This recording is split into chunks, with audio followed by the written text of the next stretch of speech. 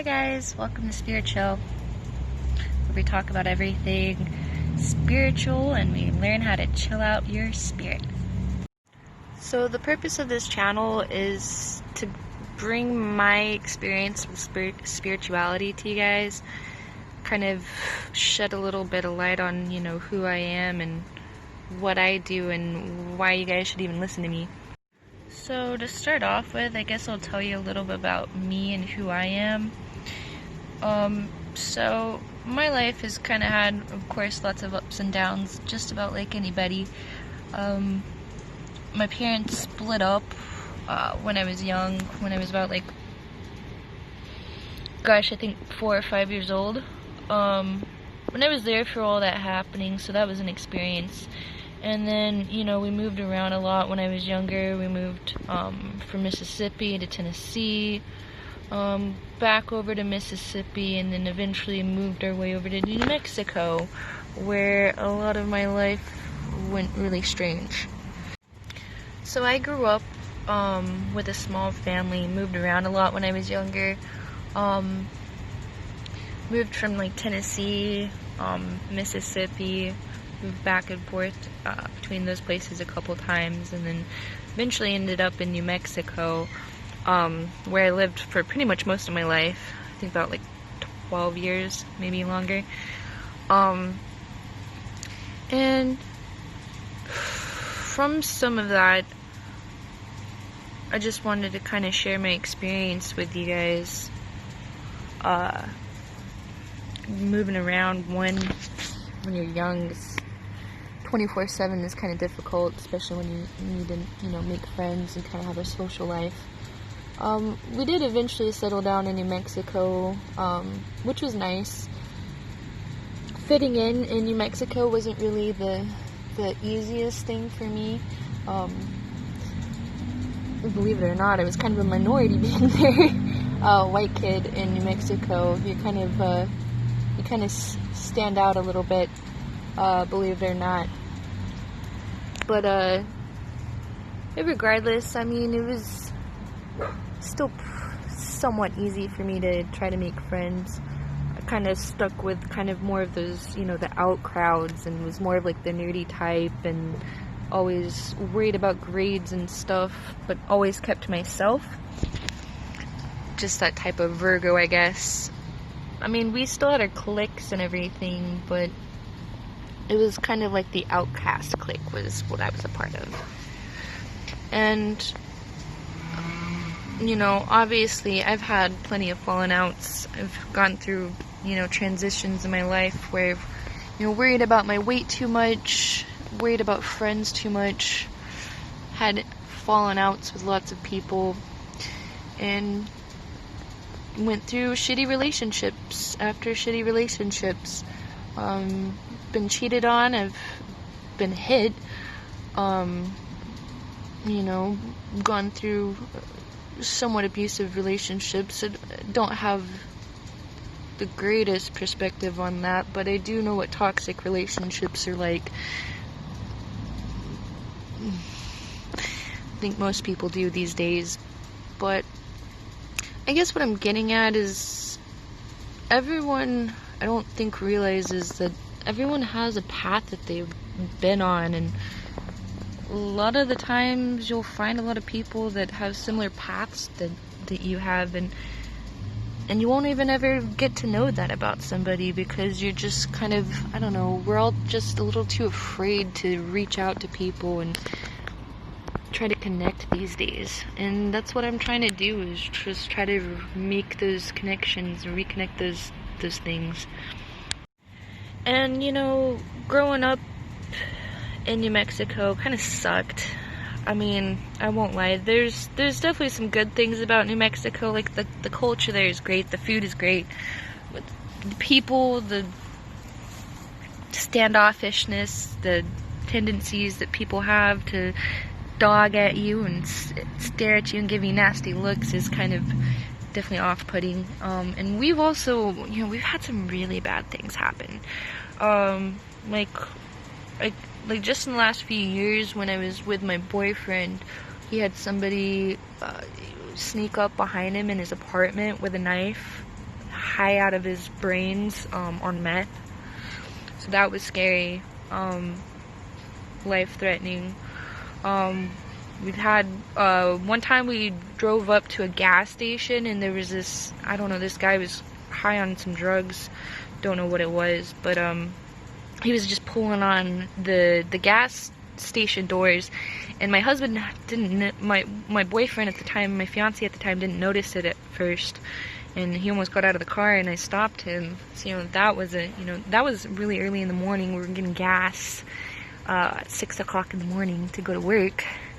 And then there's this other instance when we were driving to work, and there's these kids. They're like, what, maybe 18, maybe a little bit younger, maybe 17 or 16, and they're just road raging it up out there in the mountains and the foothills on our way to work, and just start dogging us and get like heated with road rage and pull a gun out of their vehicle and point it at us.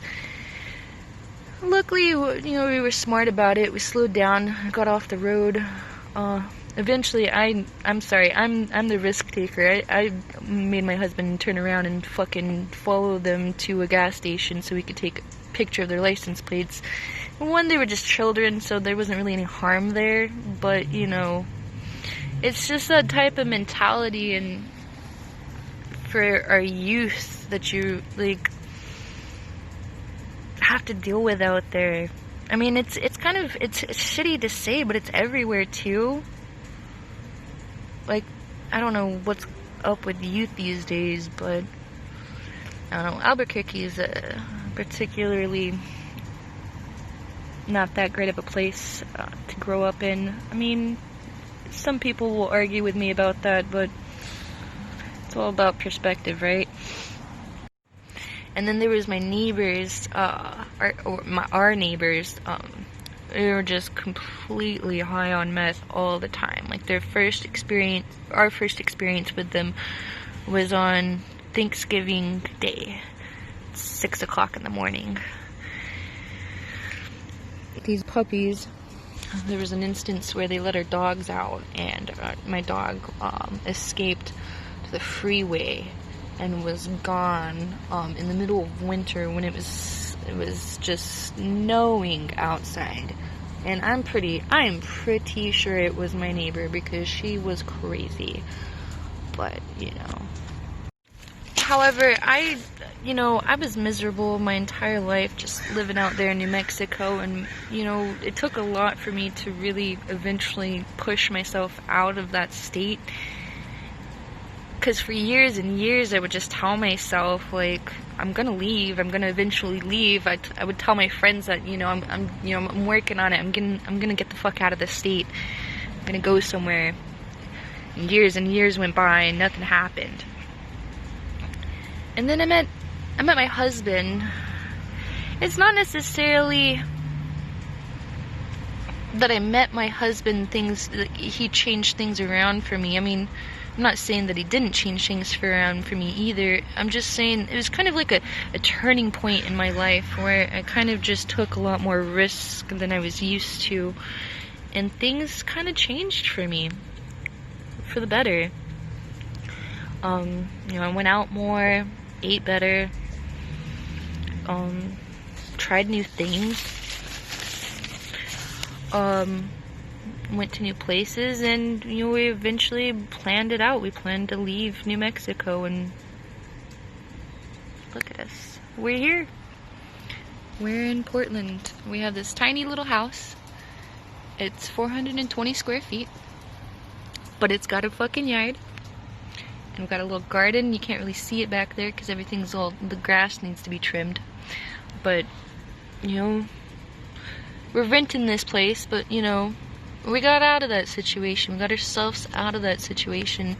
Oh, and then we lost that apartment. Me and my boyfriend, my fiance at the time, lost that apartment while we were dealing with our meth head neighbors. So, there was that, where we kind of lost a little bit of everything. And then, sorry, my dog's attacking me. But we made it. you know, we had a lot of falling outs in New Mexico, but here we are. We're here in Portland. It's not like a glamour life. I'm not saying like, you know, we went from like roaches to diamonds or some shit, but it's, you know, we changed things in our life. It's possible to do that. And I say this because everyone, I think people don't realize everyone in life has a shadow of sorts, or has some type of shadow in their life, some experiences that they've witnessed that have taught them things that they subconsciously aren't really aware of. And sometimes we've come so far in life that we forget to pat ourselves on the back and give ourselves more credit for the experiences we went through.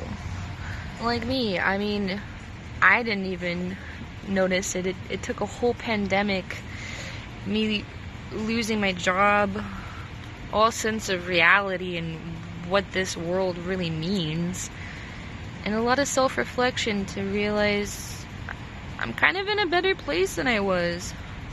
A lot better place. Sometimes these things are environment, and you know, I grew up in poverty. It's not always easy to get away from those types of things, but you know, it is easy to learn, you know, from your experiences and the things around you, and learn how to grow and use those things as strengths. You know, like other people say, I mean, you can either grow up hard, have a rough life, and learn from those experiences, or you can not learn from those experiences and just continue to have a hard fucking life. I mean, and then there's people that have an easy ass fucking life. They don't have anything fucking figured out, you know? So sometimes the hard things that we go through are the best parts about us, and we don't even realize it. Look, my point is you don't always need a life coach to turn your life around. Sometimes you need to be your own life coach. Sometimes you need to push yourself and pat yourself on the back when nobody else will. And sometimes, more than you notice, the people around you can be your life coaches and you didn't even realize it. Usually you need to be your own life coach, though, and just kind of push yourself forward in life, because, you know, ultimately, no one can save you but you. And sometimes we just need to kind of take a step back and find out what's missing in your life, and take a moment in those quiet times to just kind of breathe and evaluate what makes you happy and what makes you unhappy, because sometimes those things are environment, sometimes those things are inside, sometimes you can't change your environment, so sometimes it's best to just kind of learn from those experiences and make the best out of them. As cheesy, as easy as that sounds, and hard, you can make it easy. It's just about you. You know, see, I see people learn from this all the time. They learn how to get themselves out of situations, and, you know, even I didn't notice, the change that I brought in my own life.